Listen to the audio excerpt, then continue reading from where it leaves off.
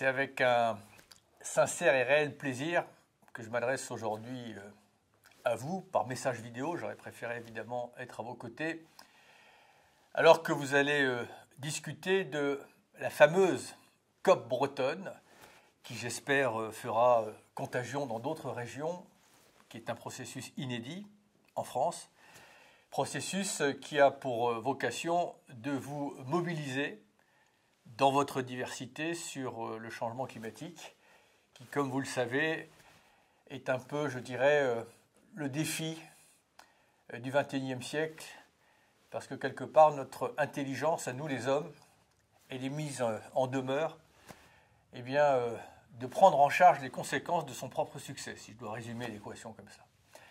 Alors au moment où j'enregistre ce message, ça ne vous a malheureusement pas échappé, entre autres, l'ouragan Irma est venu cruellement rappeler à celles et ceux qui pourraient encore en douter que le changement climatique est déjà une réalité. Une tragédie en marche qui frappe durement la planète, mais surtout, prioritairement, ces hommes, ces femmes et ces enfants, et très souvent, pas exclusivement, ceux qui sont déjà en situation de vulnérabilité. Et chacun peut commencer à mesurer que personne n'est à l'abri du chaos climatique. Et surtout, si nous n'agissons pas collectivement, si on ne mutualise pas nos intelligences, nos moyens, nos technologies, nos économies, et puis surtout si nous ne sommes pas capables de nous unir au-delà de nos différences, effectivement, nous n'avons que peu de chances de juguler le phénomène. Vous le savez bien, mais c'est mieux de le rappeler, la fenêtre de tir pour respecter l'objectif de l'accord de Paris, qui lui-même d'ailleurs n'est pas totalement suffisant, elle est très courte. Les dernières études des scientifiques nous montrent en effet que les chances de rester en dessous de 2 degrés centigrades, c'est-à-dire de nous prémunir des pires catastrophes, sont assez minces. En fait, la marge de manœuvre qu'on a, c'est d'éviter, on ne peut pas revenir en arrière. Les changements climatiques sont à l'œuvre durablement. Mais si on peut éviter que le phénomène nous échappe et que surtout ses conséquences nous dépassent. On n'a que quelques années, une dizaine tout au plus, pour inverser la tendance partout sur la planète. Aujourd'hui, je vais vous dire, à vous qui travaillez en Bretagne, depuis le lancement en mars dernier de cette COP Bretagne, cette Brace COP, eh bien, que ces années, elles vous appartiennent. L'avenir est indéterminé parce qu'il dépend de nous. Eh bien, ces années, elles seront ce que nous allons en faire. Soit nous choisissons le sursaut et on rassemble nos énergies, on distingue l'essentiel du superflu pour construire un monde différent. Soit nous mettrons définitivement l'humanité en sursis et livrée comme ça en pâture et à la merci des dérèglements du climat. C'est à vous aussi, partout en France, aujourd'hui en Bretagne, de faire preuve de détermination, d'inventivité, de créativité et de solidarité. Ça ne peut pas simplement être la responsabilité des politiques, des écologistes, des citoyens, des associations, de l'Europe. Non, c'est notre devoir d'humanité à nous les hommes en ce début du XXIe siècle. D'autant plus, et ça c'est la bonne nouvelle, qu'on a tous les atouts pour réussir. Pendant des années, et encore parfois, on l'entend encore, on nous a dit les énergies renouvelables, c'est impossible. On nous a dit l'agriculture biologique, l'agroécologie, sympathique, mais enfin, ça restera une niche.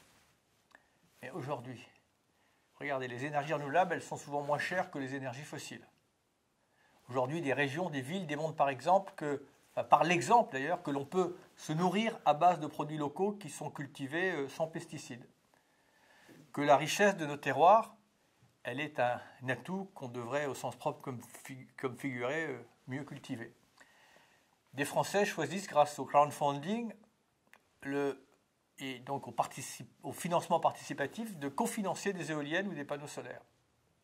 J'adore cette chaîne vertueuse. Mieux encore, certains disent adieu à leur facture d'énergie en devenant non plus des simples consommateurs d'énergie, mais des producteurs d'énergie.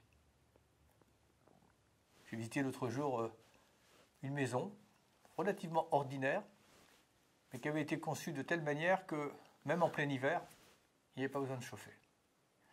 Ce changement qui émerge partout, il est déjà en marche. On ne l'entend pas, mais croyez-moi, ça pousse. Souvent grâce d'ailleurs aux plus jeunes d'entre nous qui sont les meilleurs ambassadeurs des générations futures. Parce qu'ils sont les générations futures. Ces sujets, comme bien d'autres, ils sont au cœur de ce que vous pouvez faire pour le climat.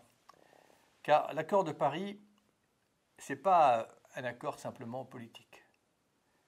C'est un contrat de la famille humaine pour ne pas sacrifier l'avenir au présent. C'est un patrimoine commun de l'humanité, cet accord de Paris. Et ce n'est pas, je peux vous le dire, pour avoir participé aux négociations de la COP21, qu'un bout de papier signé par les chefs d'État de la planète, dont on va pouvoir après se débarrasser. Non, l'accord de Paris, c'est une promesse faite à nos enfants. C'est un morceau de votre avenir et il vous appartient. Depuis ma nomination au poste de ministre de la Transition écologique et solidaire, ma responsabilité avec le gouvernement, c'est de le faire vivre avec tous les Français. J'ai par exemple présenté un projet de loi pour interdire tout nouveau projet d'exploitation d'hydrocarbures en France. Nous avons annoncé qu'en 2040, la vente des véhicules émettant des gaz à effet de serre, c'est-à-dire ceux qui fonctionnent à l'essence, au diesel ou au gaz, serait interdite. Mais avec vous, avec votre créativité, il est possible d'accélérer encore cette transition. Votre génération a des outils en main. Je pense notamment au digital qui peut, évidemment, je n'ai pas besoin de vous convaincre, largement contribuer à lutter contre le changement climatique, par exemple pour encourager des économies d'énergie. Avec le covoiturage, on peut aujourd'hui, grâce à Internet, faire de vraies économies tout en réduisant la pollution. Avec la restauration collective, par exemple les cantines scolaires, on peut choisir une autre agriculture, des produits plus frais, plus sains, de proximité. Ayez toujours à l'esprit cette phrase de mon idole, mon héros, Nelson Mandela. Cela paraît impossible jusqu'à ce que ça soit fait.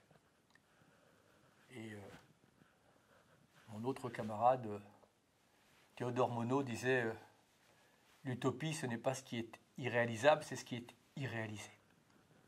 Les pistes sont nombreuses et c'est à vous en Bretagne, mais aussi partout en France, de les faire vivre, d'en inventer de nouvelles, avec toujours à l'esprit cette exigence qui doit devenir notre ADN de solidarité, de partage. Car le changement climatique frappe malheureusement en priorité, je l'ai dit tout à l'heure, les plus modestes.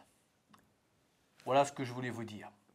Alors que vous vous apprêtez à votre échelle à faire vivre l'accord de Paris par vos discussions, vos échanges, vous faites votre job, vous prenez votre part au sein de vos lycées, dans vos familles, avec les élus, les entreprises, car le climat, vous l'avez compris, c'est l'affaire de tous.